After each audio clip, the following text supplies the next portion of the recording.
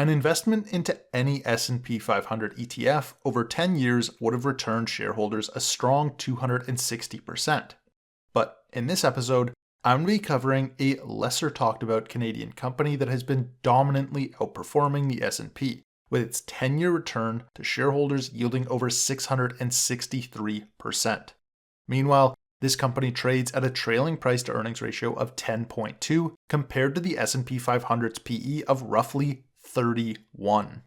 So this company is both growing faster than the index and it's priced lower. The catch is that the company is undergoing a huge management transition and it just reported its third quarter financial results. So in this video, I'm going to be taking a look at if this company is an obvious buy or if there's a good reason for it to be trading so cheaply. But before we get into that, let me introduce myself. My name is Paul, and on this channel, I run a real money experiment that's going on 4 years, documenting the investing journey of a hypothetical Canadian who only has $100 to invest each month. My hypothesis is that people who can't even come close to maxing out their tax-free savings account can still achieve financial freedom by following a disciplined plan of investing what they can on a consistent basis. So stick around until after the earnings report to see how the journey has been going so far. Without any further ado, let's get back to the company that's been beating the S&P for over 2 decades. GoEasy is a company that brings flexible and ethical lending practices to non-prime borrowers. The company currently trades at about $168 per share, and it's been a constant dividend grower for the last decade, hitting a compound annual growth rate of just under 30%, with plenty of growth still available, as the payout ratio is below 25%. Taking a look at the company's Q3 earnings, it looks like demand and growth is still going fairly strong. There was a 22% increase in loan applications in the quarter, and the loan book increased by 28%. Unfortunately, despite strong demand for loans from customers, only 8.1% of these loans were accepted, meaning that there is a lot of demand that GoEasy isn't able to serve, which would be a good thing in many industries, but lending probably isn't one of them. The business of lending money is heavily regulated, and rightly so. In the past, there have been a lot of bad actors, and this has led to many instances of predatory lenders abusing customers with substantial hidden fees and unbelievably high interest rates stretching well beyond 100% per year. Sadly, some of these regulatory crackdowns applied to the industry do also impact decent participants, like GoEasy. For instance, Canada is set to initiate a new maximum allowable APR on loans of 35% starting in 2025. This will negatively impact GoEasy, who now has a smaller pool of customers to draw from, and it will also negatively impact customers with poor credit scores who will be unable to gain access to credit. Thankfully, on the business end of things, GoEasy's management is well aware of this change, and they've been adjusting their business model to select for customers with higher credit scores and to focus their efforts on underwriting more loans that are secured by collateral, like auto and housing loans, the latter of which is up over 57% year over year, contributing to over 45% of the loan book now being backed by collateral. These conservative adjustments have also led to an increase in the average new customer credit score, which hit an all-time high of 624, and that helped to reduce the average customer interest rate to an all-time low of 29.2%. In addition to those benefits, GoEasy's selectivity in underwriting has improved delinquencies on a quarter-over-quarter basis, which, according to the management, should continue trending back downwards throughout 2025, assuming the macro environment cooperates. Ensuring that the company is in a stable position is a major reason behind the management's decision to act in this way. See, Canada's unemployment rate has continued to rise and is now sitting at 6.8%, which does impact GoEasy's ability to collect on loans, potentially more so than prime lenders, since unemployment and low credit score demographics do likely overlap. That said, these regulatory and macroeconomic issues also negatively impact GoEasy's competition, which has pushed some market participants out of the industry entirely. Meanwhile, the barriers to entry are quite high, given the increased cost of borrowing and the challenge of creating an efficient pricing model without having an existing large customer dataset to work from. These risks have kept new entrants out of the industry, allowing GoEasy to continue capturing market share and expanding its moat. This is incredible news, since GoEasy tends to be a business with high operating leverage, meaning that it can use existing infrastructure and expertise to acquire new customers at a very low cost. So each new customer has a disproportionately positive impact on the bottom line, which is why we see operating margins expanding as the customer count increases. This is especially pronounced when comparing the year-to-date figures, which showcase a 260 basis point increase to the reported operating margin, or 270 basis points if you look at what I and the company believe are the more accurate adjusted figures.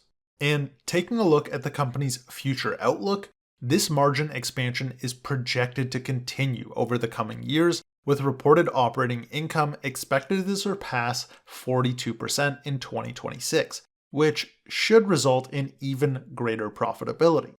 Now, in order to efficiently grow the loan book, GoEasy does regularly take out debt, which does add a considerable amount of risk to this investment.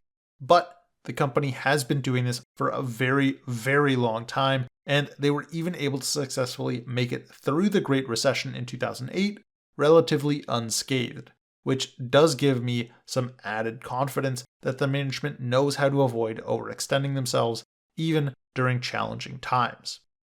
As for the big transition, the company's president and CEO, Jason Mullins, is set to step down and take up a seat on the board of directors at the start of 2025, as it appears that he took a better offer to become the CEO of Forward Financing, a private company located in the States.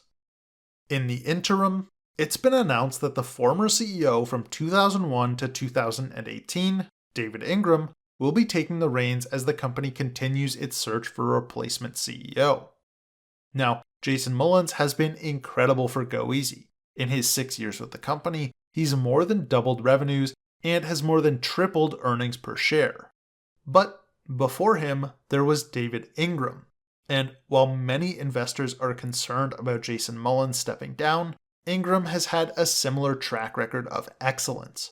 Under his tenure, GoEasy's revenue grew 5 times larger, while the EPS increased by a whopping 10x.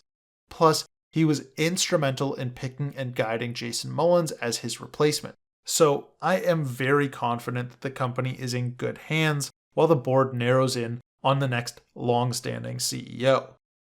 So all in all, I still think that GoEasy represents a strong investment opportunity thanks to its low price and impeccable growth across the board.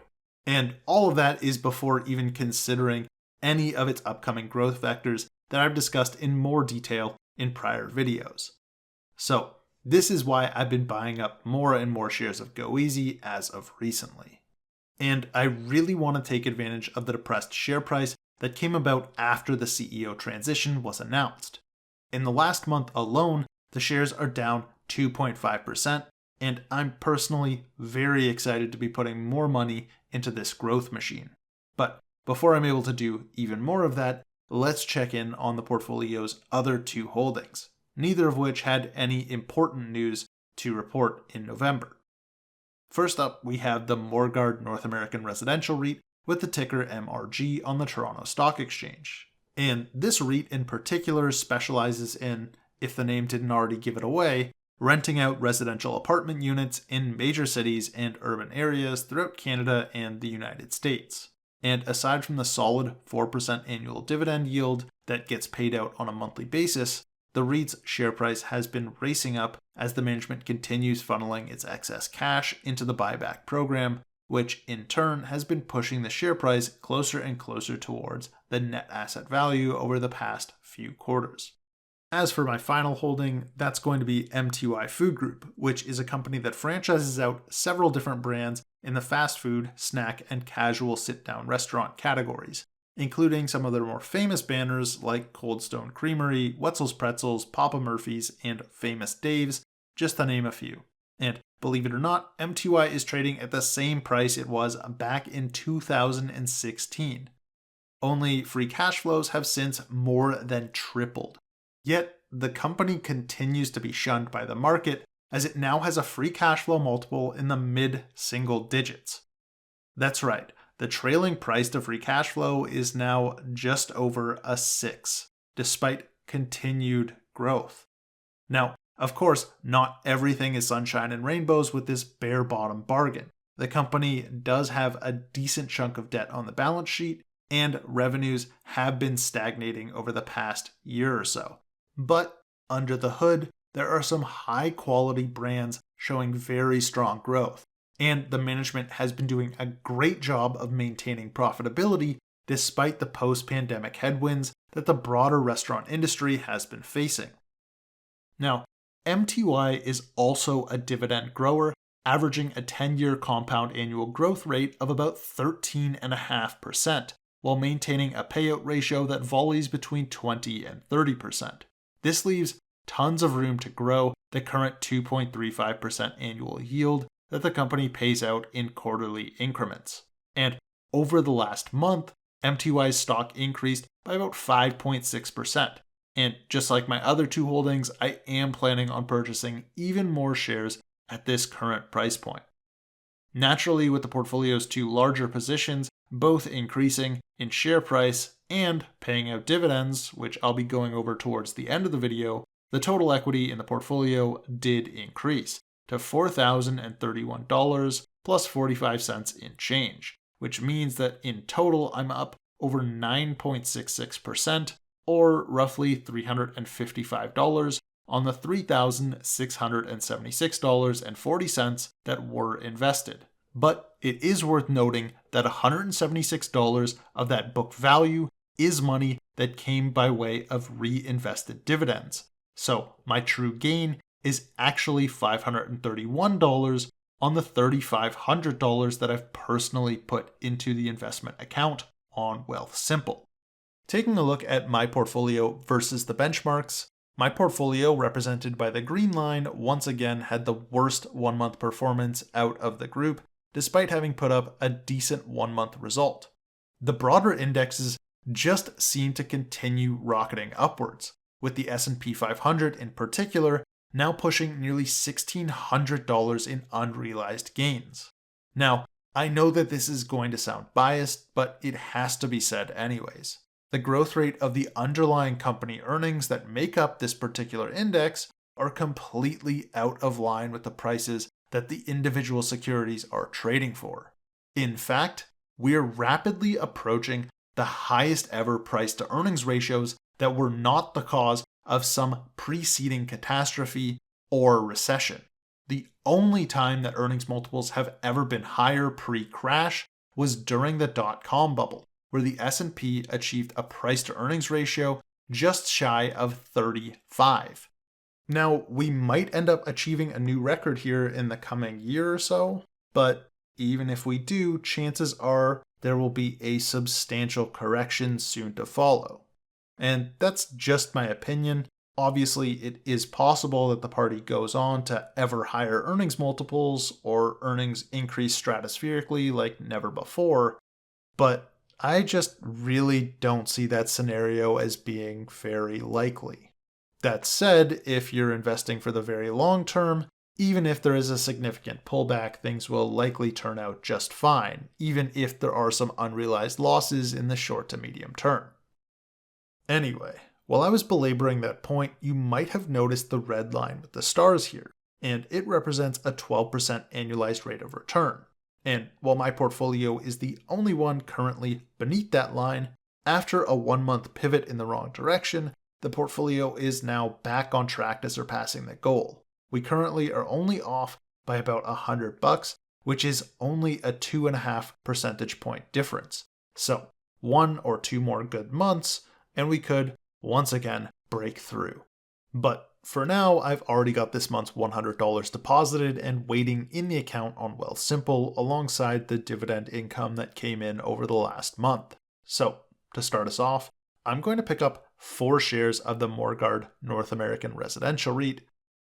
about $20 worth of an MTY Food Group share, and finally, roughly $19.75 worth of one GoEasy share.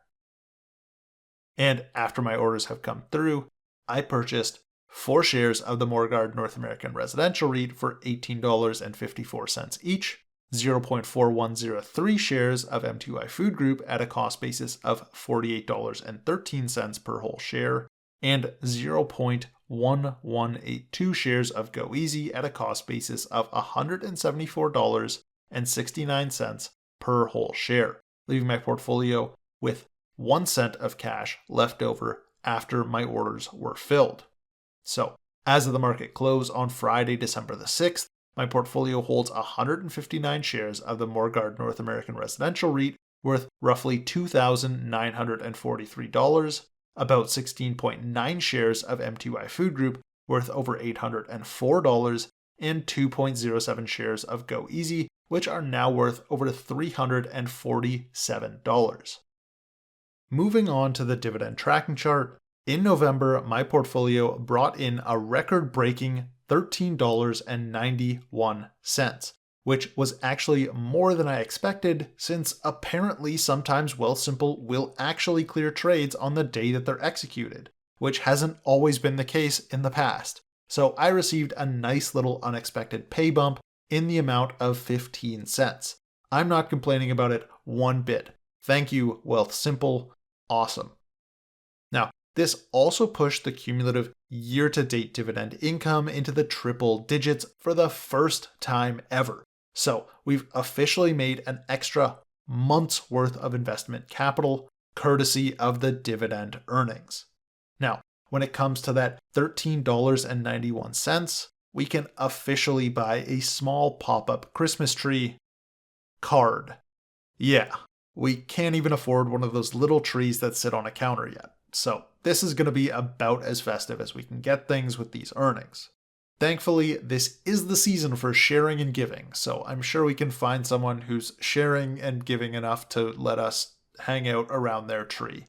That way we can reinvest all of those dividends and bring ourselves a little bit closer to financial freedom. Speaking of which, next month it looks like the portfolio will be bringing in $9.82, coming from Morguard only, which will likely put us within 10% of our $130 goal for fiscal 2024. But we're definitely going to end up falling short on that one without some surprise dividend miracle. But hey, 2025 is right around the corner, and with the new year comes a new goal. And I've got a pretty good feeling about 2025, since as of this moment, the portfolio is already projected to bring in $149.41 in dividends over a 12-month period, assuming no changes to the portfolio or the payouts are made. But there is a high likelihood that we will be getting some hikes in the coming months, and I, of course, will be buying plenty more shares in the new year, which will increase the projected yield. But for right now, the portfolio's percentage yield on contributed capital is remaining constant at 4.15%. And before I go, next month is going to be the big yearly recap video, but I am going to be visiting with family over the holidays, so the video might end up coming out a day or so later than expected. Though, if all goes according to plan, I'm hoping to get next month's episode out on January 5th. So, thank you all for watching, but before you go, please remember that this video is not financial advice and that I am not a financial advisor. This video was made entirely for the purpose of providing inspiration and insight into my personal investment decisions, and it should not be used as a substitute for doing your own research. This video does not have the information required to make good investment decisions on individual securities, so again, I am not a financial advisor. I'm just a Canadian who likes to invest and share my opinions with others. And in doing so, I hope that I was able to provide you with something of value. And if I did, then please consider sharing with anyone else who may also benefit from watching. Thank you for watching all the way to the end, and enjoy the rest of your day. And happy holidays!